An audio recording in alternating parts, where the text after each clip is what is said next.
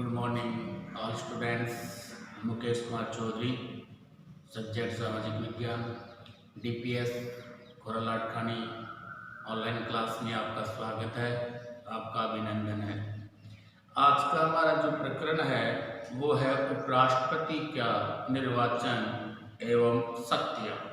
तो आज हम पढ़ेंगे, इससे पहले हम पढ़ चुके हैं राष्ट्रपति के बारे में। राष्ट्रपति का निर्वाचन हो गया, राष्ट्रपति की कार्य और शक्तियां हो गई।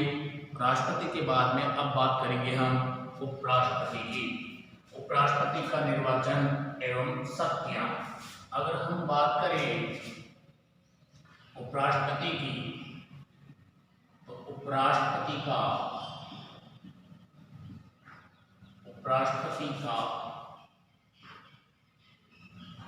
जो व्याख्या है वो आर्टिकल 63 और 70 के तहत किया गया है। राष्ट्रपति का जो निर्वाचन है, राष्ट्रपति की जो शक्तियां हैं, ये संविधान के आर्टिकल 63 से और 70 तक इसका वर्णन किया गया है। राष्ट्रपति की बात करें तो राष्ट्रपति का आर्टिकल 52 से लेकर के 61 तक प्रावधान था, 62 तक प्रावधान था। और यहाँ पर बात करें उपराष्ट्रपति की, उपराष्ट्रपति का जो निर्वाचन है, इसकी शक्तियां हैं वो आर्टिकल 63 से लेकर के 70 तक है, जिसका वर्णन किया गया है। हम बात करें यहाँ पर उपराष्ट्रपति के निर्वाचन की, उपराष्ट्रपति का निर्वाचन, उपराष्ट्रपति के निर्वाचन की बात करें यहाँ पर, तो उपराष्ट्रपति का निर्वाचन, उपराष्ट्रपति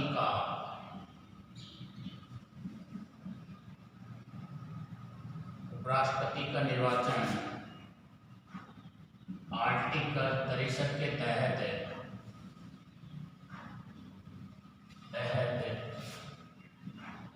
एक निर्वाचक मंडल के द्वारा किया जाता है।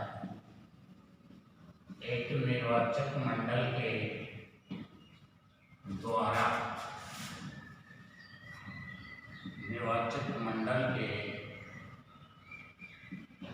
द्वारा किया जाता है। कौन से आर्टिकल के तहत है? 63 के तहत।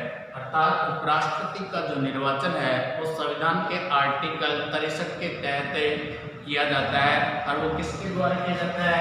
एक निर्वाचक मंडल के द्वारा किया जाता है। इसके द्वारा किया जाता है कि निर्वाचक मंडल के द्वारा किया जाता है। इस निर्वाचक मंडल से पहले की अगर हम बात करें तो उपराष्ट्रपति का जो निर्वाचन है वो पहले किया जाता संसद के दोनों सदनों की,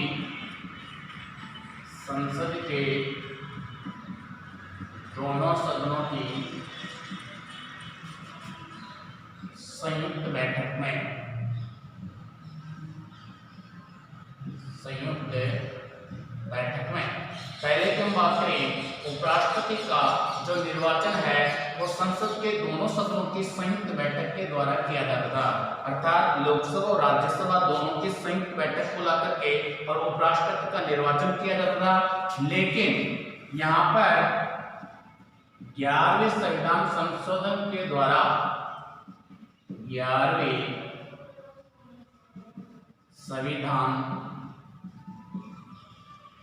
संशोधन के द्वारा, ये हुआ था 1961 में। कौन सा संविधान संशोधन? 11 संविधान संशोधन। ठीक है, कौन सा संविधान संशोधन की बात करें हम? 11 संविधान संशोधन कब हुआ था?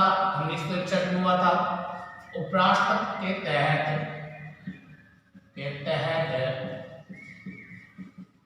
उपराष्ट्रपति का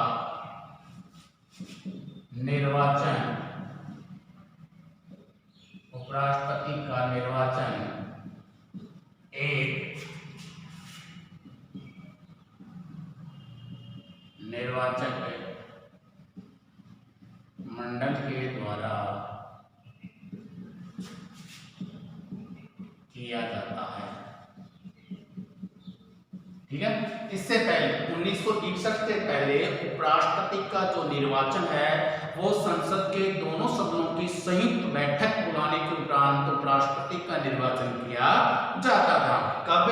1961 से पहले लोकसभा और राज्यसभा दोनों को एक जगह बिठा करके उनकी संयुक्त बैठक के अंतर्गत है जो इसका मतदान किया जाता था, राष्ट्रपति के लिए गुप्त मतदान करवाया जाता था। लेकिन इस प्रणाली को बदलने के लिए 11वां संविधान संशोधन किया गया। कौन सा संविधान संशोधन?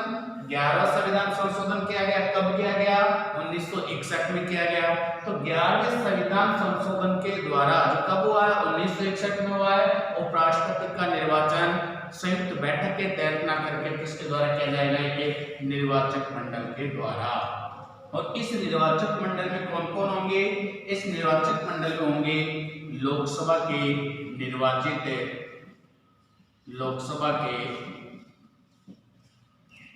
निर्वाचित व मनोनीत।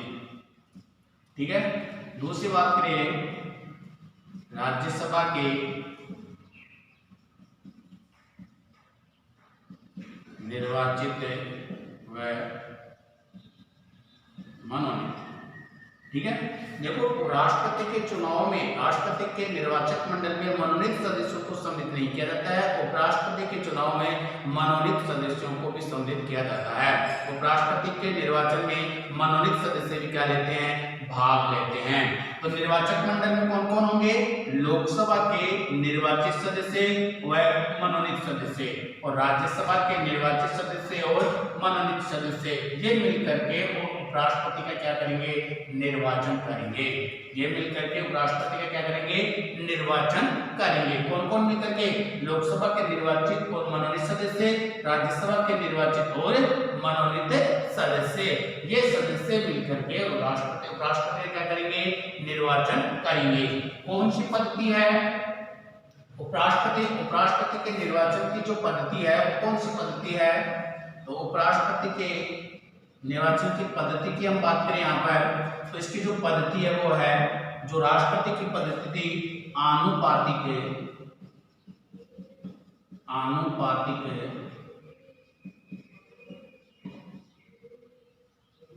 प्रतिनिधित्व पद्धति की व एकल संक्रमणीय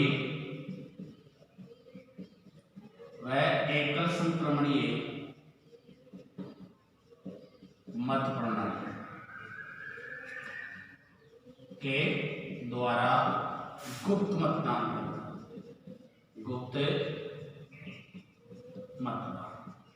ठीक है। उपराष्ट्रपति का जो निर्वाचन होगा उसके लिए एक निर्वाचक मंडल बनाया गया। कौन सा संविधान के संशोधन के तहत? 11वें संविधान संशोधन के तहत। कब हुआ था? 1961 में हुआ था। 1961 के बाद में एक उपराष्ट्रपति के निर्वाचन के लिए एक निर्वाचक मंडल तैयार किया गया। उस निर्वाचक मंडल में लोकसभा के निर्वाचित सदस्य होंगे, मनोनीत सदस्य होंगे, राज्यसभा के निर्वाचित सदस्य होंगे और मनोनीत सदस्य होंगे। ठीक है। उसके बाद में कौन सी पद्धति है? आनुपातिक प्रतिनिधित्व पद्धति के द्वारा। कौन सी प्रणाली? एकल संक्रमणीय मत प्रणाली के द्वारा। कैसे होगा? गुप्त मतदान होगा। मतदान कैसे होगा? गुप्त मतदान होगा। तो ये था उपराष्ट्रपति का निर्वाचन। अनुच्छेद 63 से लेकर के 70 तक कि उपराष्ट्रपति का जो निर्वाचन है, उपराष्ट्रपति का निर्वाचन आर्टिकल 63 के तहत एक निर्वाचक मंडल के द्वारा किया जाता है। किसके द्वारा किया जाता है? कि निर्वाचक मंडल के द्वारा। और पहले क्या था कि इससे 1961 से पहले क्या था कि संसद के दोनों सदनों की संयुक्त बैठक में निर्वाचन किया जाता है। ठीक है। उपराष्ट्रपति का जो निर्वाचन था वो संसद के दोनों सदनों की संयुक्त बैठक में किया जाता। लेकिन इस प्रक्रिया को, इस व्यवस्था को बदलने के लिए संविधान में क्या किया गया? संशोधन किया गया। वो संशोधन कौन सा था? 11वां संविधान संशोधन था, जो कब हुआ? 1961 के तहत हुआ। इसमें ये व्यवस्था की गई कि उपराष्ट्रपति का जो निर्वाचन है वो एक निर्वाचक मंडल के द्वारा किया जाएगा, ना कि संयुक्त बैठक के द्वारा किया जाएगा। किसके द्वारा किया जाएगा? एक निर्वाचक मंडल के द्वारा किया जाएगा। और उस निर्वाचक मंडल में कौन कौन होंगे? लोकसभा के निर्वाचित सदस्य और मनोनीत सदस्य, राज्यसभा के निर्वाचित सदस्य और मनोनीत सदस्य। ठीक है। ये मिलकर के उपराष्ट्रपति क्या करेंगे? निर्वाचन करेंगे। दूसरी बात करें इसकी पद्धति कौन सी है, तो आनुपातिक प्रतिनिधित्व पद्धति है। कौन सी प्रणाली है, एकल संक्रमण प्रणाली। कैसे किया जाता है, गुप्त मतदान के द्वारा किया जाता है। जिस प्रकार से राष्ट्रपति के बनने के लिए योग्यताएं होनी चाहिए, उसी तरह से उपराष्ट्रपति पद के लिए भी योग्यताओं का होना क्या है, आवश्यक है। तो देखिए यहाँ पर कौन कौन सी योग्यताओं का होना आवश्यक है। बात करें हम राष्ट्रपति की योग्यताएं, हम यहाँ दूसरा पॉइंट पढ़ते हैं, योग्यताएं। यह तो निर्वाचन हो गए, योग्यताएं कि उपराष्ट्रपति का सदस्य बनने के लिए कौन कौन सी योग्यताओं का होना आवश्यक है। तो वो ही है, भारत का क्या होना चाहिए, नागरिक होना चाहिए, भारत का नागरिक होना चाहिए। भारत का क्या होना चाहिए, नागरिक होना चाहिए। उसकी न्यूनतम आयु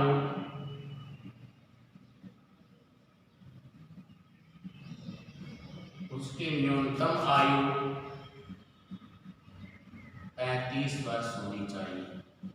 कितने वर्ष होनी चाहिए, 35 वर्ष होनी चाहिए। ठीक है, वह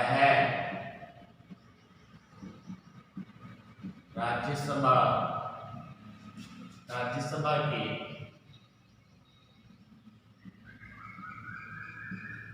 पद की योग्यता रखता हो। ये क्या होनी चाहिए, राष्ट्रपति की योग्यता होनी चाहिए। और भारत का क्या होना चाहिए, नागरिक होना चाहिए। न्यूनतम आयु कितनी होनी चाहिए, 35 वर्ष होनी चाहिए। राष्ट्रपति के लिए भी न्यूनतम आयु कितनी होनी चाहिए, 35 वर्ष होनी चाहिए। उपराष्ट्रपति के लिए न्यूनतम आयु कितनी होनी चाहिए, 35 वर्ष होनी चाहिए। वह राज्यसभा के पद की योग्यता रखता हो, अर्थात जो राज्यसभा का सदस्य बनने के लिए जो योग्यताएं चाहिए, वही योग्यताएं उपराष्ट्रपति के लिए होनी चाहिए। भारत का नागरिक होना चाहिए, आयु उसकी 35 वर्ष होनी चाहिए। वह किसी लाभ के पद पर कार्यरत नहीं होना चाहिए। किसी न्यायालय के द्वारा पागल दिवालिया घोषित नहीं होना चाहिए। वो व्यक्ति क्या बन सकता है, उपराष्ट्रपति पद पर नियुक्त हो सकता है। तो ये तो क्या हो गया हमारे उपराष्ट्रपति का निर्वाचन। ये तो क्या हो गया हमारे उपराष्ट्रपति का निर्वाचन। ठीक है, अब देखो, अब बात करते हैं हम उपराष्ट्रपति की कार्य और शक्तियां। इसके बाद में हम बात करें उपराष्ट्रपति की कार्य और शक्तियां।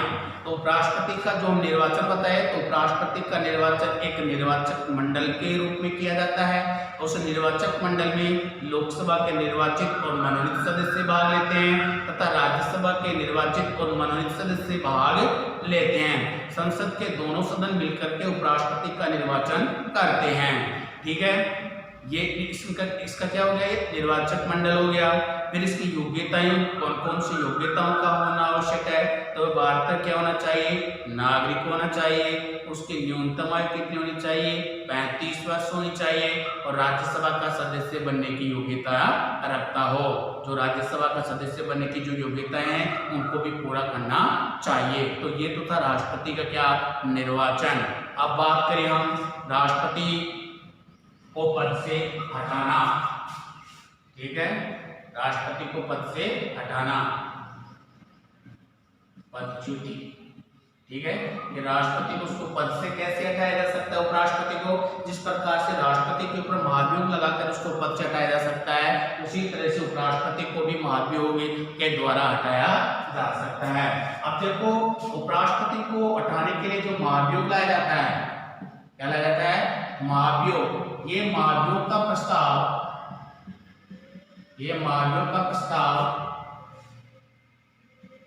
राज्यसभा के द्वारा ही लाया जा सकता है। राज्यसभा के द्वारा ही लाया जाता है, परंतु लोकसभा का अनुमोदन होना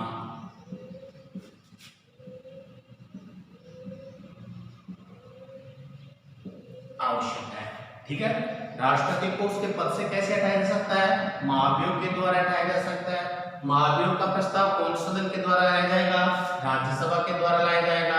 अब देखो यहाँ पर बात ध्यान देने योग्य बात है, राष्ट्रपति को हटाने के लिए जो महाभियोग का प्रस्ताव है वो लोकसभा के द्वारा लाया जा सकता है और राज्यसभा के द्वारा भी लाया जा सकता है, लेकिन उपराष्ट्रपति को उसके पद से हटाने के लिए महाभियोग का प्रस्ताव सिर्फ राज्यसभा के द्वारा ही लाया जा सकता है।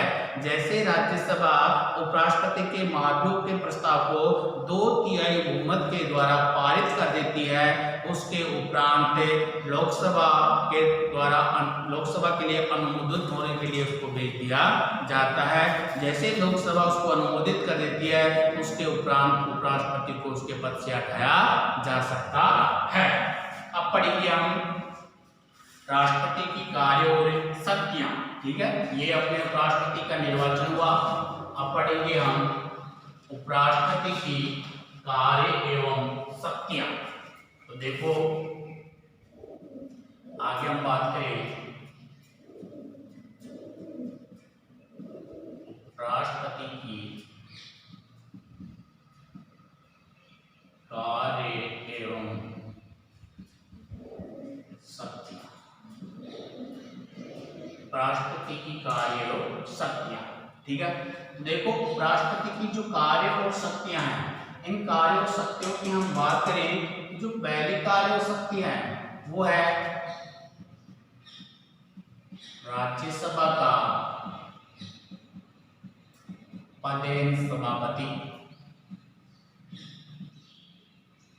राज्यसभा का पदेन सभापति। अब देखिए राष्ट्रपति की उपराष्ट्रपति की पहली शक्ति है कि जो राष्ट्रपति है ये राज्यसभा का पदेन सभापति होता है। पदेन सभापति का मतलब होता है कि उपराष्ट्रपति जो बनता है वो सदन का सदस्य नहीं होता है, अर्थात जो उपराष्ट्रपति बनता है वो राज्यसभा का सदस्य नहीं होता है। इसलिए उपराष्ट्रपति को मतदान देने का, अपने मत का प्रयोग करने का अधिकार भी नहीं है। लेकिन जब पक्ष और विपक्ष में बराबर मत आ जाते हैं, उस स्थिति में उपराष्ट्रपति को निर्णायक मत देने का अधिकार क्या है? प्राप्त है। इसीलिए राष्ट्रपति राज्यसभा में क्या होता है? पदेन सभापति होता है, क्योंकि ये राज्यसभा का सदस्य नहीं होता है, ये सदन से बाहर से आकर के चुना जाता है। सदन का बाहर का व्यक्ति होता है और बाहर से जिसको चुना जाता है, इसको सदन में मत देने का अधिकार प्राप्त नहीं है। लेकिन पक्ष और विपक्ष में बराबर मत आने के उपरांत ये अपने निर्णायक मत का प्रयोग करता है। तो उपराष्ट्रपति इसका प्रयोग करता है, निर्णायक मत का प्रयोग करता है। निर्णायक मत का प्रयोग करता है कब? जब पक्ष और विपक्ष में क्या आ जाए? बराबर मत आ जाते हैं। पक्ष और विपक्ष में क्या आ जाए? बराबर मत। बराबर मत अर्थात जब पक्ष और विपक्ष में बराबर मत आ जाते हैं, उस स्थिति में उपराष्ट्रपति अपने निर्णायक मत का प्रयोग करता है। राज्यसभा में कोई विधेयक है, विधेयक को पारित करना है, उसके पक्ष और विपक्ष में बराबर मत आ चुके हैं, उस स्थिति में उपराष्ट्रपति को अपना निर्णायक मत देने का अधिकार क्या है? प्राप्त है। वैसे उसको मत देने का अधिकार प्राप्त नहीं है, लेकिन कौन सा पावर उसके पास है? निर्णायक मत देने का की शक्ति उसके पास है। और कौन सी स्थिति में? पक्ष और विपक्ष में आ जाए, बराबर मत आ जाते हैं। ठीक है, पदेन सभापति होने के नाते ये सदन में व्यवस्थाएं बनाए रखने का कार्य करता है, शांति बनाए रखने का कार्य करता है। ठीक है, अनुशासन बनाए रखने का कार्य करता है। कौन? उपराष्ट्रपति। ठीक है, अगर कोई सदन में कोई अनुशासनहीनता करता है या मतलब किसी प्रकार के किसी प्रकार की रुकावट पैदा कर रहा है, तो उस स्थिति में उपराष्ट्रपति उसको क्या कर सकता है? निष्कासित कर सकता है। तो ये था राज्यसभा का पदेन सभापति। दूसरी इसकी जो शक्ति है वो होता है राष्ट्रपति के कार्यों का निर्वहन करना। राष्ट्रपति के कार्यों का निर्वहन। ठीक है, देखो राष्ट्रपति के कार्यों का निर्वहन, राष्ट्रपति के कार्यों का निर्वहन जो किया जाता है ये 4 प्रस्तुतियों के द्वारा किया जाता है। कौन सी प्रस्तुतियों के द्वारा? 4 प्रस्तुतियों के द्वारा। अर्थात उपराष्ट्रपति राष्ट्रपति की जगह भी कार्य करता है। इसके लिए कौन कौन सी बातों का होना आवश्यक है? कब कब है जो उपराष्ट्रपति है, जो उपराष्ट्रपति राष्ट्रपति के कार्यों का निर्वहन करता है। तो सबसे पहले बात आती है यहाँ पर उपराष्ट्रपति राष्ट्रपति की राष्ट्रपति के द्वारा पद से त्याग पत्र, ठीक है। दूसरा है राष्ट्रपति के द्वारा पद से त्याग पत्र, पद पर रहते हुए मृत्यु, पद पर रहते हुए मृत्यु होने पर। तीसरी बात बताई गई है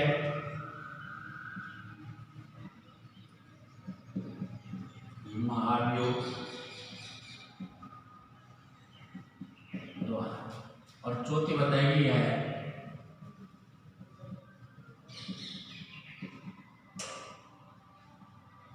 विदेश यात्रा पर होने